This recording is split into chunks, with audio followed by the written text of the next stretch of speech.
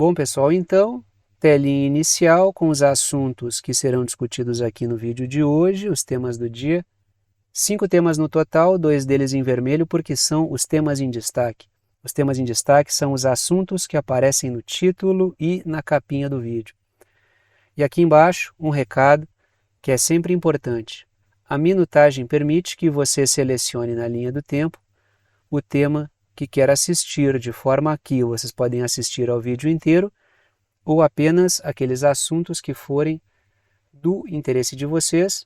E sem mais delongas, a gente parte para o primeiro tema, que é o seguinte, e eu dividi em 2 momentos diferentes. O atrito Rússia e Alemanha, que diz respeito àquela questão do acesso que a Rússia teve a conversas dos militares alemães, quero falar sobre isso num segundo momento, mas antes eu quero falar sobre esse urubu saindo de cena.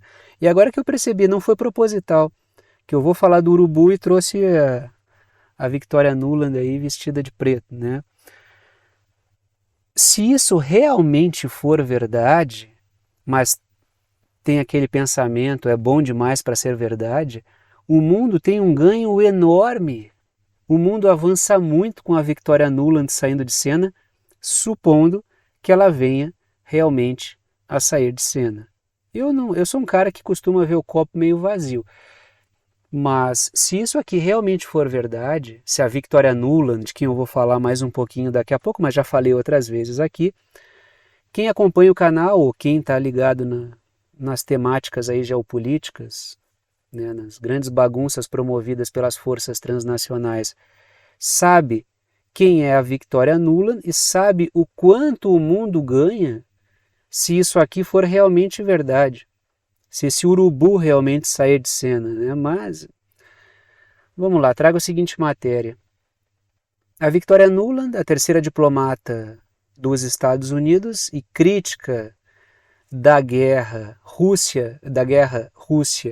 da Rússia na Ucrânia, aposenta-se. Ela não é crítica da guerra, ela é crítica da Rússia. Porque, em boa medida, quem produziu o cenário para que essa guerra fosse possível ou inevitável foi a própria Victoria Nuland.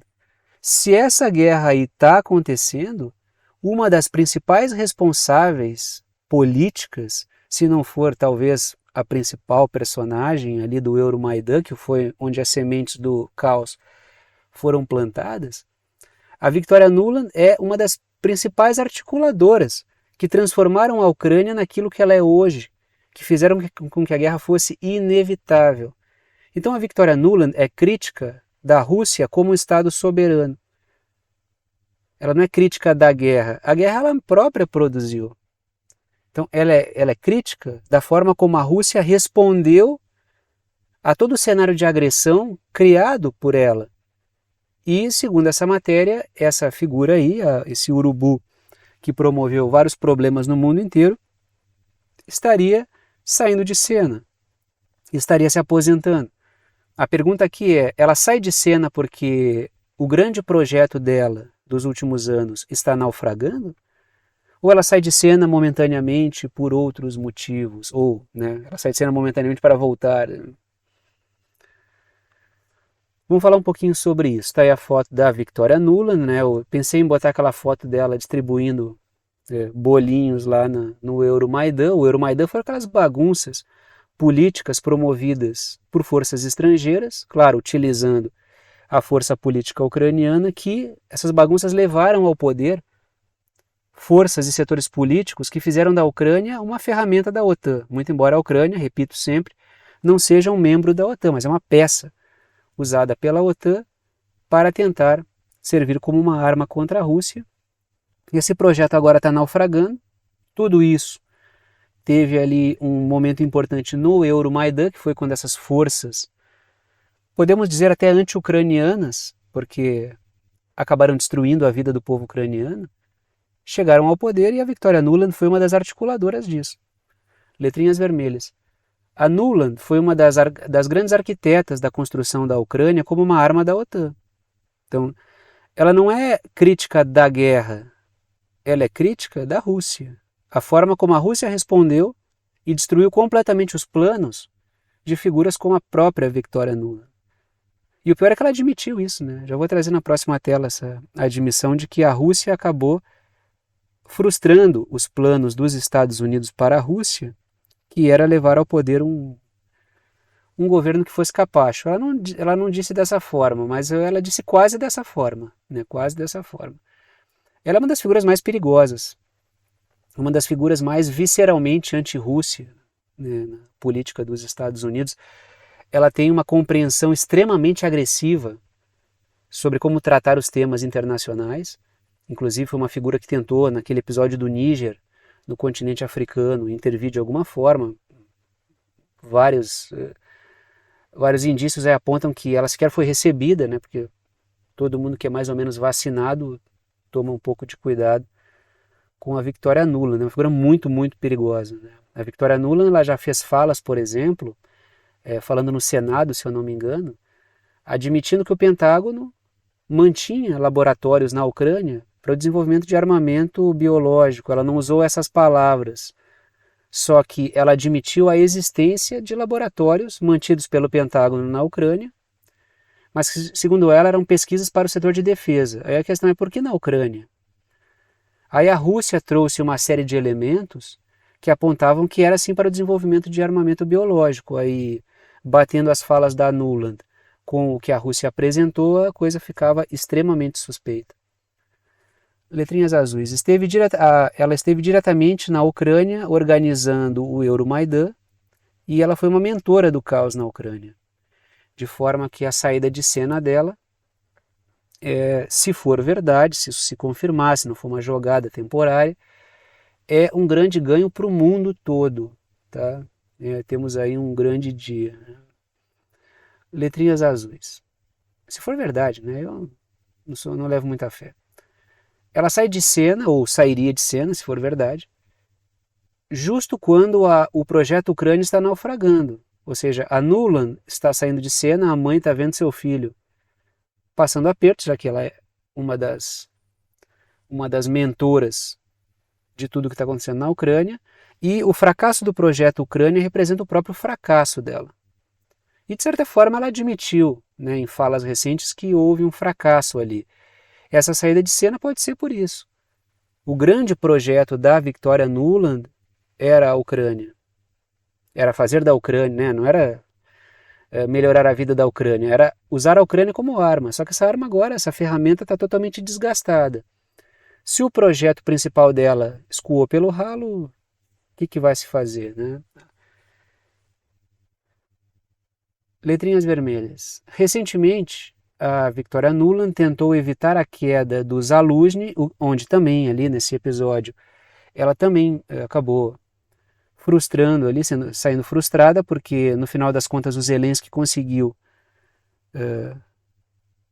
retirar o Zaluzhny de cena e colocou no seu lugar uma figura no comando militar que não tem o menor respeito das forças militares ucranianas, tanto que várias figuras políticas viram isso como um grande erro do Zelensky, que tirou um cara que tinha mais autonomia, tinha mais popularidade, não só no meio civil, como entre os militares, mas tinha opinião divergente do Zelensky. Várias, não que, né, não vamos santificar aqui o Zaluzhny, que a gente já discutiu várias coisas que são bem obscuras dele aí. Só que era uma figura que não era fácil de controlar.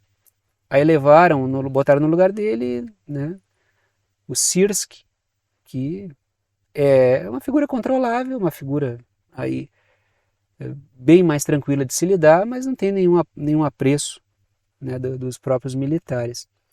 E ela também admitiu que a Rússia frustrou os planos yankees de impor um governo fantoche na Rússia, né, que não era para ser o governo Putin, era para ser um governo que fosse mais alinhado com os valores ocidentais. Você sabe muito bem que eu não gosto dessa expressão aí, né? Porque isso aí é o projeto da OTAN. Valores ocidentais e OTAN não são a mesma coisa. Não são a mesma coisa mesmo. Tá?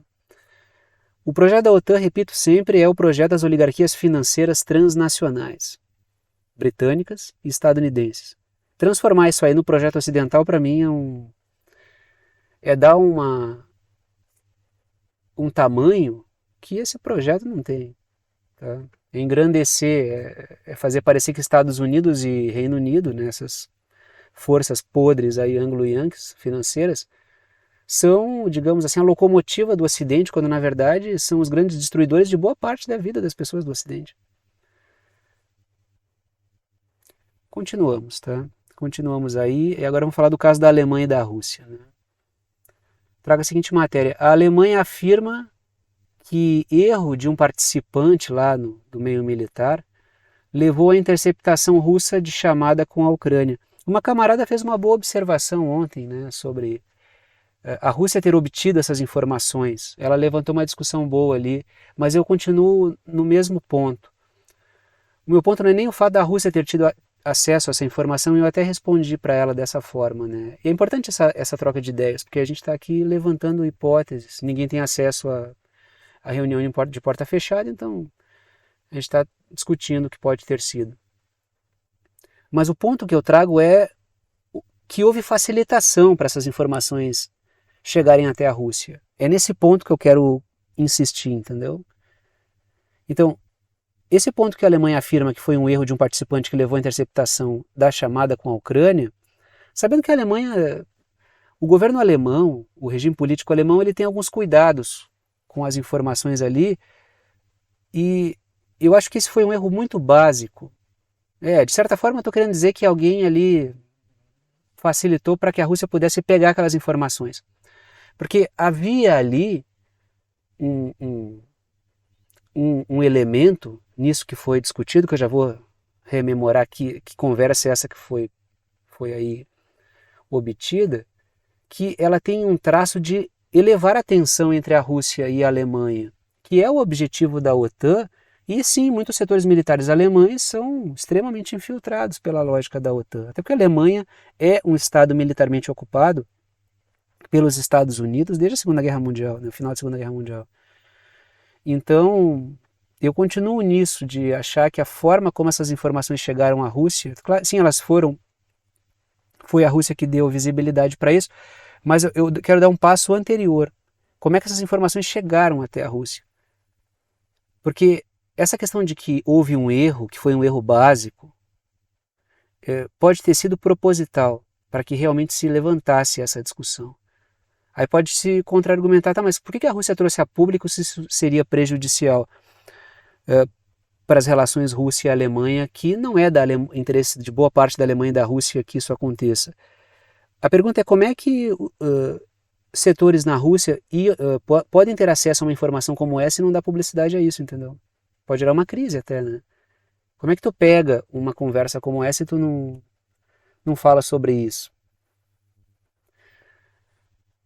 Letrinhas verdes.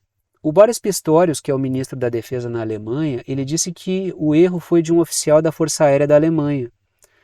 E ele reforçou que isso aí foi usado pela Rússia para uma guerra de informações, que a coisa não foi exatamente assim. Então, a tensão foi gerada. Só que quando a gente observa aquilo que é importante para a Alemanha e que, inclusive, tem o apoio de boa parte de setores políticos e sociais da Alemanha, e aquilo que a Rússia também quer, que é evitar uma guerra entre um e outro, porque não é do interesse da Rússia entrar em guerra com a Alemanha e vice-versa. Ambos perdem com isso, a Alemanha está perdendo muito, aí rompendo suas relações energéticas, comerciais com a Rússia. De forma que quem quer isso são as forças britânicas e estadunidenses. Então eu continuo questionando sobre essa facilitação. Essa informação pode ter sido sim colocada assim, né? Eu vou deixar aqui essa conversa mais vulnerável, porque eu quero que peguem isso aqui. Pode ter sido isso.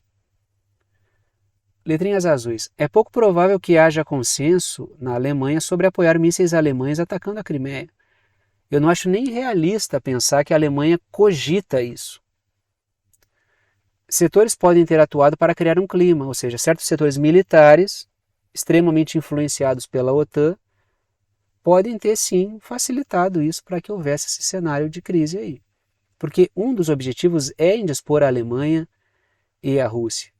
E eu acho que seria muita imprudência militar e política da Alemanha tentar uma coisa desse tipo aqui. Letrinhas vermelhas. É provável que a Alemanha e Rússia atuem para que o assunto caia no esquecimento, porque isso até frustra o projeto britânico-estadunidense. É provável, não tenho controle do futuro, mas vendo a forma como Rússia e Alemanha têm se comportado, que é assim, a Alemanha ela precisa, ela é um membro da OTAN, ela não tem autonomia, então ela precisa fazer esse discurso aí, e ela precisa mostrar serviço como liderança na Europa, membro da OTAN e assim por diante. Uma potência industrial que precisa também ter um comportamento geopolítico de acordo com a OTAN, claro. Até porque não tem liberdade para ser diferente. Agora, outra questão é a Alemanha realmente topar uma guerra com a Rússia, que é a mesma coisa da França. Uma coisa é o Macron falar sobre botar tropas na Ucrânia, militares cogitarem isso, discutirem com outros pares na OTAN.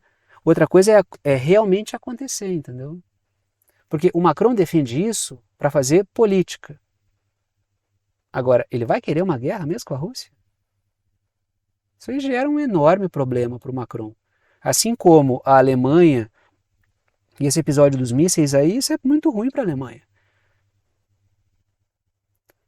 Continuamos, tá? Ainda no mesmo assunto da Alemanha e da Rússia. Aliados, matéria da Bloomberg, tá? Aliados dizem à Alemanha para consertar a segurança após o vazamento russo. Ou seja, uma crítica ao fato dos russos terem tido acesso a informações que não deveriam. Mas eu repito, houve facilitação, ao meu ver. Letrinhas verdes. O incidente pode servir para forças anglo-yankees, forças ali, tá? Não é forçar. Forças anglo-yankees monitorarem ainda mais as informações alemãs. Precisamos ajudar vocês com a segurança, vocês estão sendo alvo aí de espionagem russa. Precisamos controlar mais os dados de vocês. Aí a Alemanha fica mais controlada ainda. Letrinhas azuis. O governo alemão ainda aguarda práticas de evitar certas comunicações por meios digitais para evitar espionagem. Na Alemanha tem coisa até que a gente vê comunicação por meio impresso, para vocês terem uma ideia. Por isso que eu achei que esse erro do militar foi básico demais. E eu continuo insistindo nisso, tá?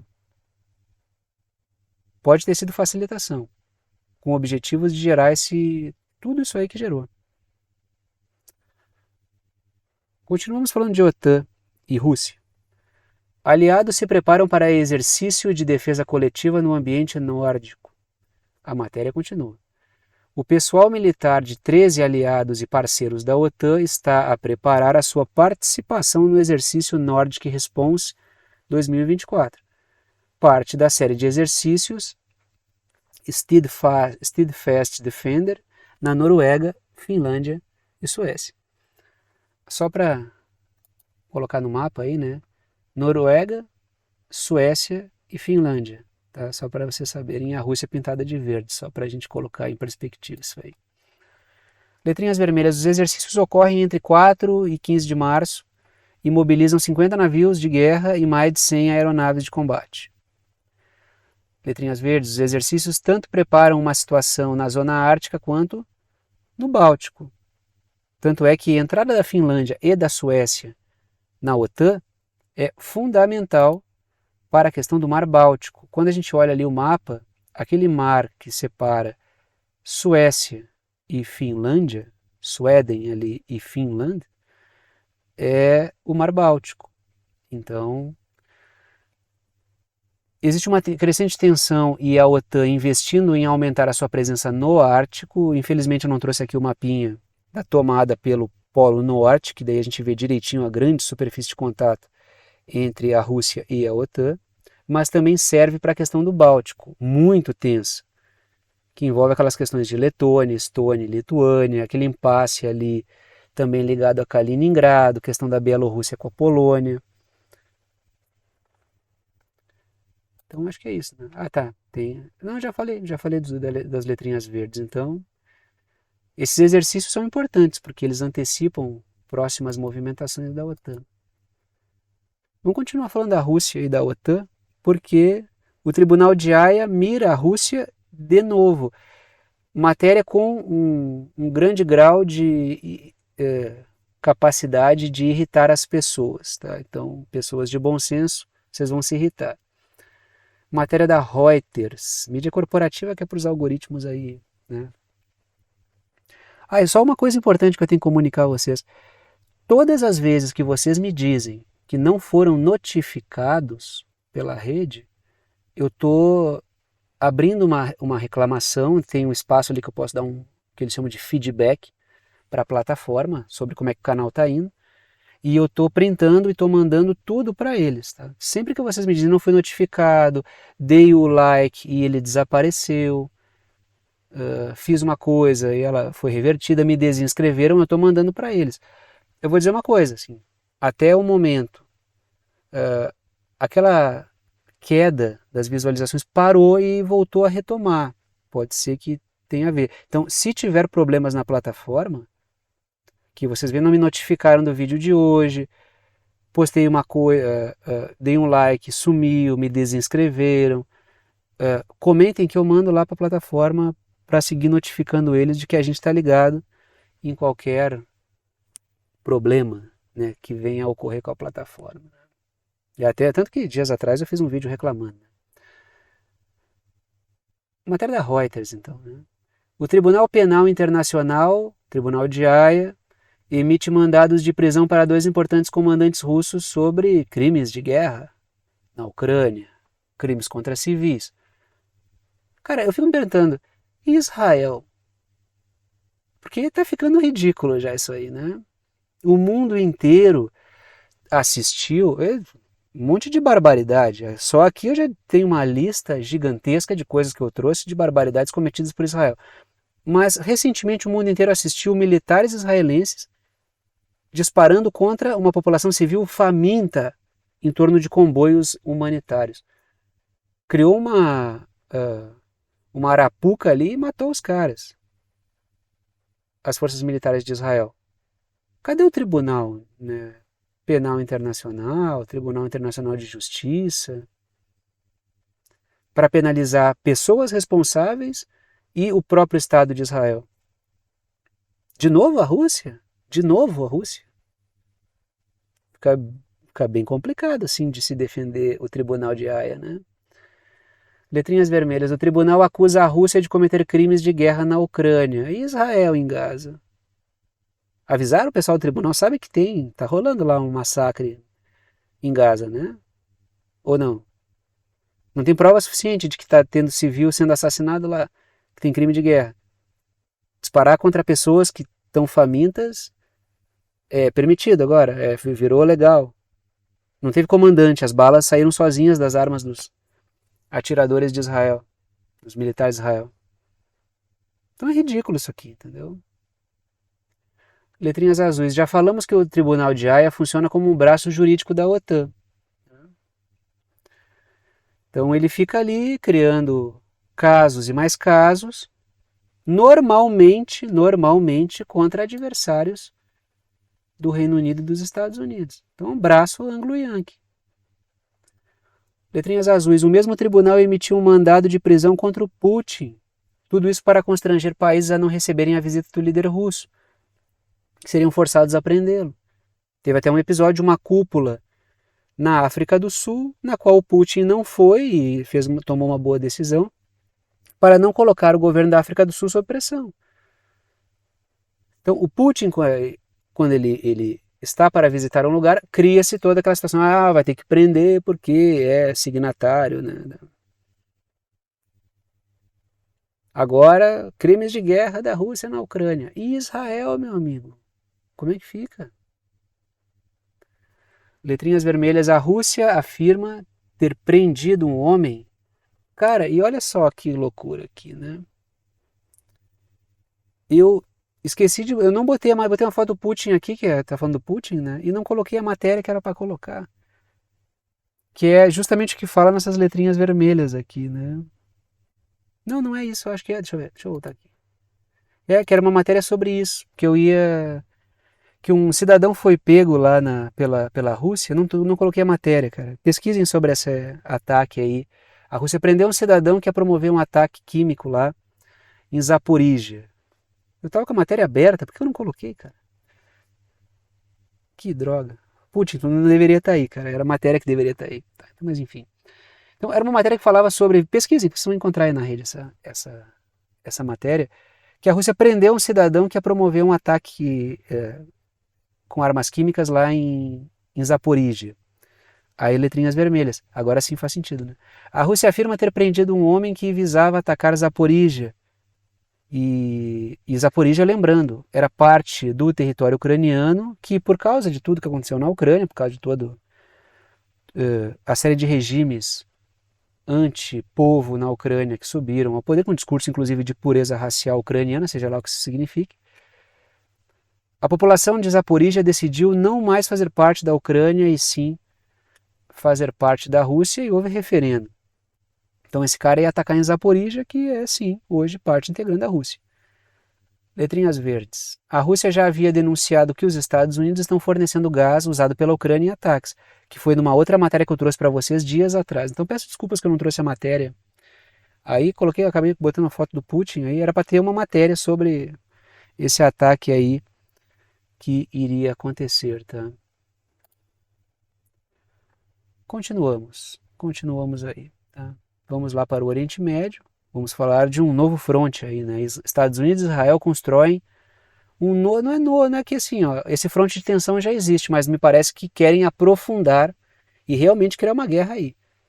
Israel e Estados Unidos, lógico, dando suporte para Israel, né? Até porque tem setores nos Estados Unidos que temem um conflito aqui, que não querem participar diretamente disso. Matéria da Reuters, novamente. Enviado dos Estados Unidos afirma que a guerra na fronteira libanesa-israelense não seria controlável. O que ele está querendo dizer aí? Ele disse que se houver uma trégua na faixa de Gaza, não será possível expandi-la para a fronteira com o Líbano. Por quê? Porque ali tem uma situação que vai continuar se desdobrando. Está aí o Líbano pintado de amarelo e Israel pintado de laranja. Letrinhas vermelhas. O representante dos Estados Unidos disse que uma trégua em Gaza não valerá para o Líbano. Então, né, ele disse que é pouquíssimo provável que Israel venha a topar, como já negou inclusive, uma trégua ao mesmo tempo em Gaza e no Líbano, na fronteira com o Líbano. Letrinhas azuis. O Hezbollah abriu a possibilidade de aplicar também a trégua se ela ocorrer em Gaza, ou seja, houve a abertura aí do Hezbollah, que é um grupo político com braço armado libanês, até porque são atacados com armas, tem que se defender com armas, né? Então, o Hezbollah abriu a possibilidade de aplicar também a trégua se ela ocorrer em Gaza. Deixou aberta a possibilidade, mas Israel já rechaçou isso aí e ainda foi bem mais além, né? Letrinhas azuis. Israel recusou o aceno do Hezbollah e ainda disse que centrará fogo no Líbano. Ou seja, não só fechou a possibilidade de um cessar-fogo, de uma trégua, né, é um termo mais adequado, de uma trégua, assim como se ocorrer em Gaza, como ainda disse que vai aproveitar a trégua em Gaza para aumentar a sua concentração em atacar o Líbano. Então logo ocorre uma trégua em Gaza. Sendo que figuras do Estado de Israel já disseram que se for necessário ocupar o sul do Líbano por 50 anos até pacificar a questão derrotando o Hezbollah, farão. Então a gente vê Israel expandindo sobre a faixa de Gaza, a gente vê Israel expandindo sobre a Cisjordânia, ambos territórios palestinos, e a gente vê a Cisjordânia através da atividade criminosa de milícias de colonos que invadem terras, destroem casas, a própria ação do Estado de Israel, com guarida dos militares também. A gente vê o episódio da faixa de Gaza, onde os palestinos estão sendo retirados dali, a faixa de Gaza foi completamente destruída, e também ocupar o sul do Líbano. A onda de expansão de Israel agora é essa. Quando a gente olha toda a história de Israel, a gente identifica o quê? Ondas de guerras, e em cada onda de guerra que Israel faz, expande território. Então é sim um projeto colonialista, expansionista, de caráter sionista, que é o que o alto funcionário da ONU, quando se demitiu, chamou de projeto colonialista europeu, que tem por objetivo exterminar povos nativos, que é o que se faz com os palestinos ali. O Líbano me parece estar nessa rota aí, o sul do Líbano é alvo de Israel, porque é preciso derrotar o Hezbollah. Então. Letrinhas vermelhas. Uma guerra no Líbano forçaria os Estados Unidos a intervir diretamente. Pois, segundo os Estados Unidos, não sou eu falando isso aqui são representantes políticos e militares dos Estados Unidos dizendo que Israel não suportaria uma guerra em duas frentes, um esforço em Gaza e um esforço no Líbano. De forma que, se isso ocorresse, os Estados Unidos teriam que intervir. É meio difícil para o pessoal que ficava defendendo essa ideia. Israel, o maior exército, mais bem preparado, a inteligência que todos sabem, os leões. Ver isso aí. Que na verdade Israel revelou muitas fragilidades. Está passando muito trabalho em Gaza. Já admitiu que não vai conseguir derrotar o Hamas. Os túneis lá do Hamas, o preparo com provisões e armamentos. As táticas do Hamas acabaram surpreendendo, um desgaste enorme, crise de recrutamento. Israel está pensando até em recrutar palestino para conseguir superar a crise de recrutamento. Não consegue enfrentar o Hezbollah e o Hamas ao mesmo tempo, sem o suporte dos Estados Unidos. Se não fosse o Reino Unido e os Estados Unidos dando suporte, Israel já teria ido para o saco. Então é difícil ter gente que fica brabo. Que é isso, cara? Hamas não tem chance. Mas lógico. Quando compara-se o Hamas com a força militar de Israel, a Palestina, que sequer tem aí um Estado ainda para chamar de seu, um grupo palestino, uma Palestina muito dividida ainda por atuação de Israel, com as forças militares de Israel, lógico que existe uma grande diferença. O interessante disso é essa potência toda alardeada não está conseguindo o resultado que se esperava. O pessoal fica brabo com isso. Não vê os comentários que eu leio aqui. Nossa, os caras montam num porco. Não pode falar. Parece até que eles são israelenses, né? Parece até que eles são israelenses. Não fala de Israel, senão eu vou ficar bravo. Então tá. Todo mundo tá com muito medo da brabeza de vocês. Continuamos aí, né? Matéria da Reuters. Tá bastante Reuters hoje aqui, ó. Algoritmos. Tem bastante Reuters aqui, a mídia corporativa, queridinha das redes aí, pô. Das redes, não minha, né? Mas das redes é.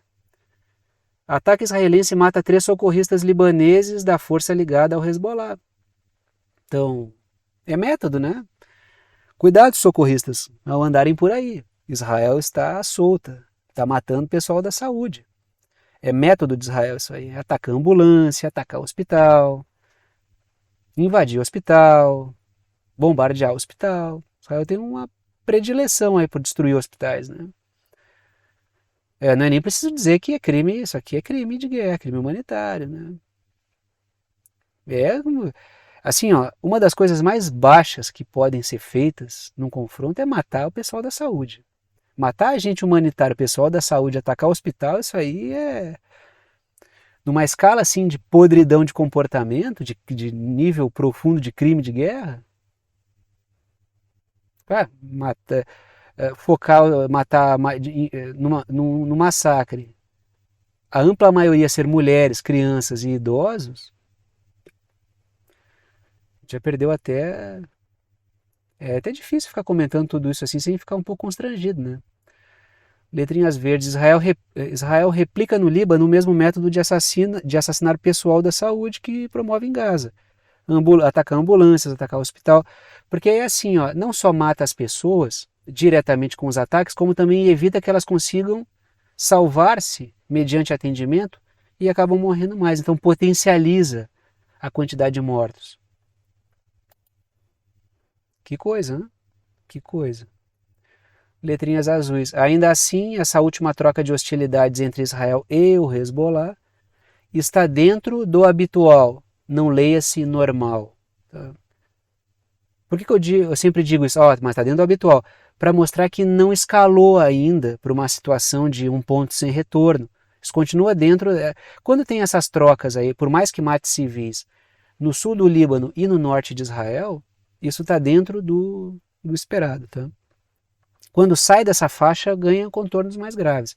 Mas a coisa continua ainda como estava dias atrás. Tá? A situação não está incontornável ainda. Né? Trago a seguinte matéria. O exército dos Estados Unidos implanta arma laser né, que na verdade são sistemas de laser antidrone, no Oriente Médio. Existe uma preocupação aqui. Várias vezes, matéria do The Defense Post, várias vezes aqui eu trouxe essa questão de como os ataques com drones baratos e foguetes eles estão incomodando a OTAN. Porque assim, os caras atacam com armamento barato. A OTAN é obrigada a se defender com equipamento e munição cara. Gera um desgaste diferenciado, desigual. Um lado gasta pouco para atacar e o outro gasta muito para se defender. Aqui a gente vê os Estados Unidos tentando uma solução, mas que ela é muito irregular ainda, porque qualquer intempérie, qualquer aumento de partículas na atmosfera pode interferir na eficácia desse equipamento. E quando a gente fala de Oriente Médio, tem essa questão das partículas, tempestade de areia e assim por diante. Então, assim, isso pode gerar problemas para a funcionalidade desse equipamento aí. Letrinhas vermelhas. Os Estados Unidos buscam solução barata para abater foguetes e drones baratos, né? Evitar um desgaste desigual. Letrinhas verdes. A Rússia desnorteou a OTAN, Ucrânia, ao lançar enxames de drones baratos, enquanto a OTAN utilizava recursos caros de defesa. Então, isso é uma questão que ficou. Isso desnorteou por muito tempo a OTAN e a Ucrânia. A Rússia lançava lá enxames de drones, que a mídia dos Estados Unidos e o governo dos Estados Unidos diziam que eram os drones iranianos, nunca provaram isso, na verdade. Isso aí preocupou demais a OTAN. Ela ficou com isso na cabeça, né? Aí tem os Houthis tocando o horror ali no Mar Vermelho, em solidariedade aos palestinos, e o pessoal fica pensando como é que vai lidar com isso. Os ataques que estão ocorrendo no Iraque e na Síria também estão preocupando os Estados Unidos. Até quando a gente vai ficar gastando tudo isso para ficar se defendendo de armamento barato que os caras lançam? Continuamos aí, vamos mais para o leste, vamos falar da China e eu vou falar também do Japão, por isso que eu pintei os dois aí, tá? A parte da China em laranja e vamos falar do Japão no segundo momento. A China traça planos ousados. Trago a seguinte matéria. CNN Business, mídia corporativa. A China estabelece meta ambiciosa de crescimento econômico de cerca de 5% para 2024 e promete transformar a economia. Letrinhas vermelhas. A China disse que visa eliminar os riscos do sistema imobiliário que vinha adotando, ou seja, vinha adotando um sistema ali que se baseava em manter sempre a coisa lá no alto, entendeu? Manter sempre o fluxo em alta. Uma alta procura, um mercado superaquecido, aí faz grandes investimentos com projeção de um mercado superaquecido. O problema é quando o mercado não estiver tão aquecido, o que vai acontecer? Como é que vai se pagar esse endividamento para novos empreendimentos? Isso aí levou a um problema naquela empresa Evergrande, né? É estranho falar Evergrande, né? Parece que está misturando um termo em inglês com um termo em português, né? Evergrande, letrinhas azuis. O mercado superaquecido alimentava novos investimentos muito arriscados, que demandavam a continuidade de um mercado superaquecido. Agora, eu preciso dizer uma coisa.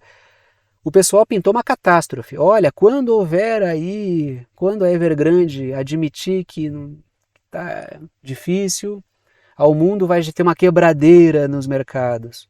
A Evergrande já admitiu, a China já admitiu, já estão trabalhando aí nessa questão do colapso da Evergrande e não teve nenhum grande efeito dominó, uma crise global que varreria a economia do mundo, não teve. O pessoal passou, olha, não vou nem dizer meses, eu vou dizer anos, falando sobre esse apocalipse a partir da Evergrande e do sistema imobiliário chinês, que sim, tem problemas. Mas o pessoal pintou um cenário totalmente desgraçado por anos. Sabe por que eu sei? Porque eu estou há anos, vários me perguntam, tem sempre um comentário, professor, e a questão da Evergrande, quando é que vai ter aquele colapso? Eu tenho falado, olha, não me parece um colapso para agora, ou sequer me parece um colapso, mas eu sou um geógrafo, né? Pessoal entendido das ações, do mundo financeiro, está pintando faz anos essa crise aí que não chegou até agora, né? Então, mas claro, não sou economista, não sou no mundo das ações, mas o pessoal tá surfando uma onda meio difícil aí, né? letrinhas azuis. A China disse que o governo terá uma conduta mais proativa na geração de emprego, sem, contudo, espantar investidores estrangeiros. A China está tentando equilibrar aquela coisa, né? Não vou abrir porque é uma farra. Há Estado aqui não é terra de ninguém, mas vamos manter a abertura para investidores estrangeiros. Então a China vai tentando equilibrar. Ela não deu muitos detalhes desse plano aí. Só estou trazendo aqui que a China apresentou. Ó, vai ter crescimento, vai ter geração de emprego, vai ter Estado atuando, né? Inclusive usou o termo conduta proativa, estou trazendo o termo que foi colocado lá.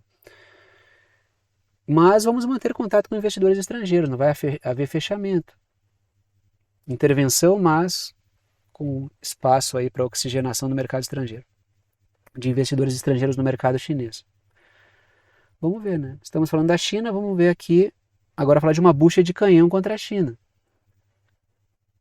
O AUKUS, que é a parceria entre Austrália, Reino Unido e Estados Unidos, avalia a participação do Japão no desenvolvimento de tecnologia de defesa.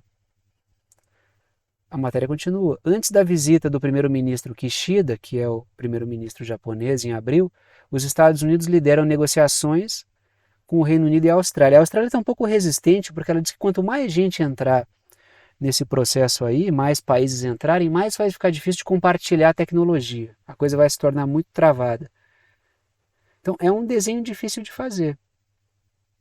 O objetivo do AUKUS é fazer da Austrália uma bucha de canhão contra a China. Esse é o objetivo do AUKUS, né? Parceria, entre aspas.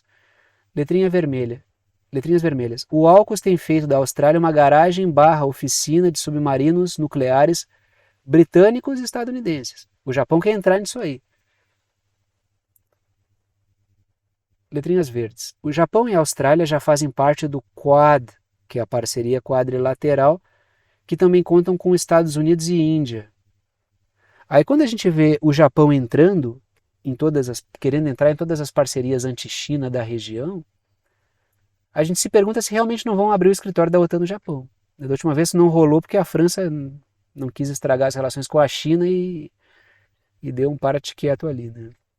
Até porque, se eu não me engano, era bem um período que os empresários franceses estavam fechando vários acordos com a China, né?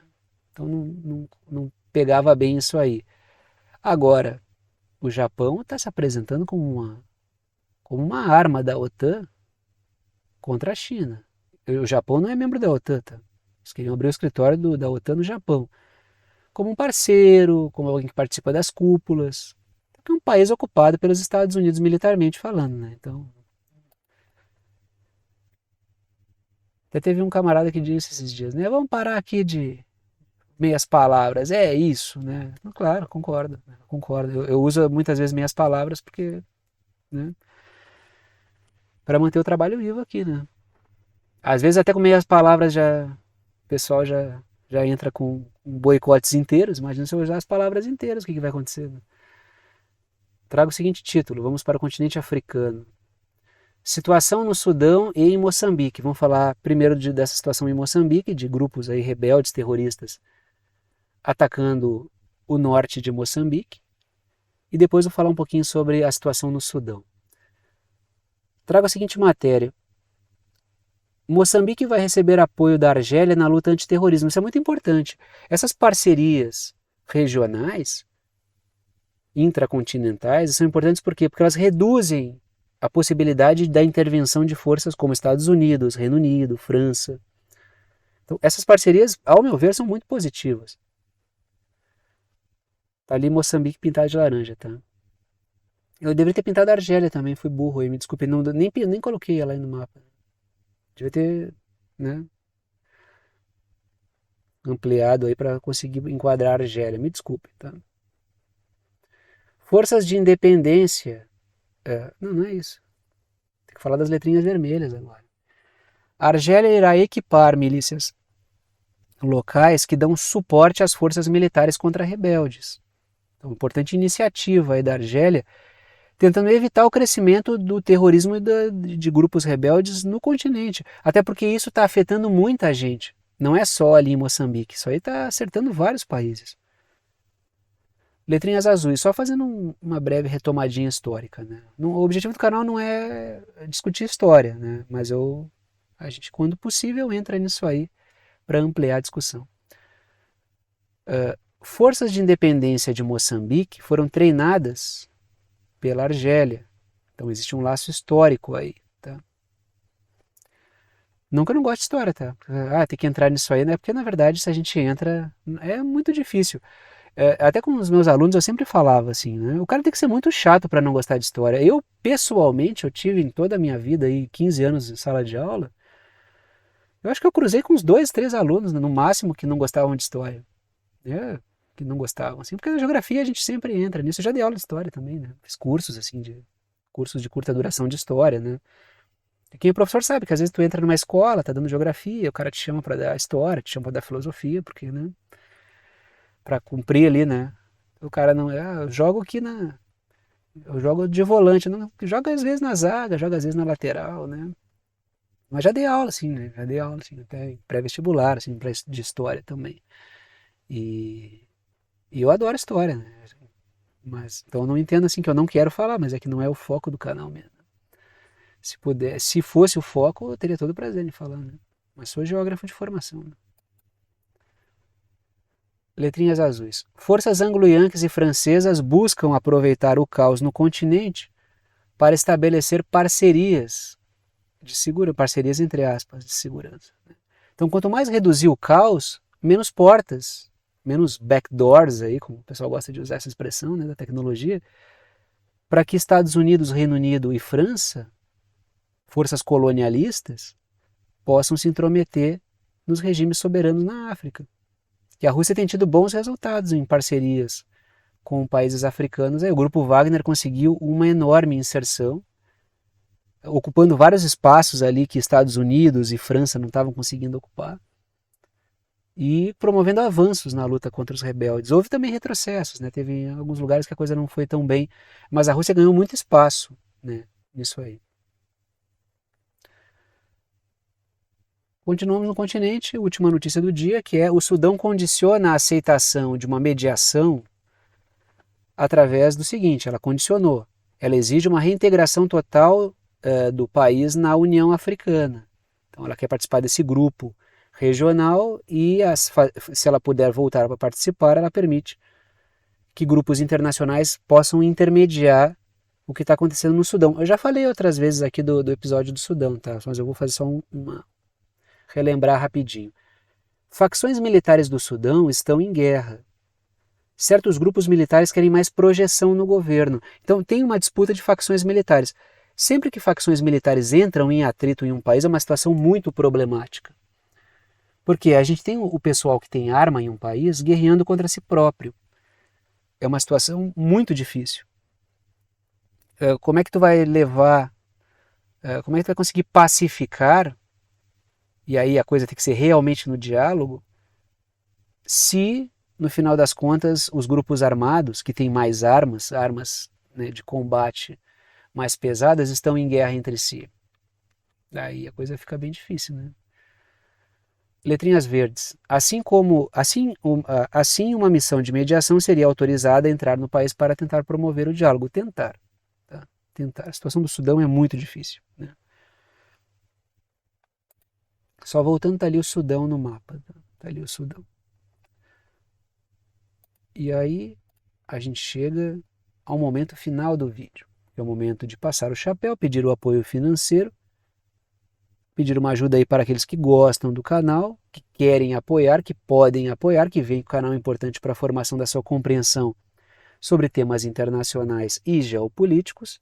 Sempre repito que apenas os anúncios que aparecem durante o vídeo não garantem a existência do canal. Se eu fosse depender apenas da receita das propagandas que aparecem durante o vídeo, ficaria difícil manter esse trabalho com o nível de dedicação que ele exige. O que efetivamente mantém esse trabalho é o apoio dado por alguns de vocês, apoio pelo qual eu sou imensamente grato pela confiança. Estão aí as 3 formas de apoio, não estão em ordem de importância, né? Podem escolher escolham uma delas, aquela que for mais prática para vocês. apoiem com o valor que vocês quiserem, é uma ajuda solidária, ajuda quem pode, ajuda quem quer e ajuda com quanto quiser. Tá? Então vocês que escolhem aí o valor, porque é uma ajuda solidária, então vocês que determinam.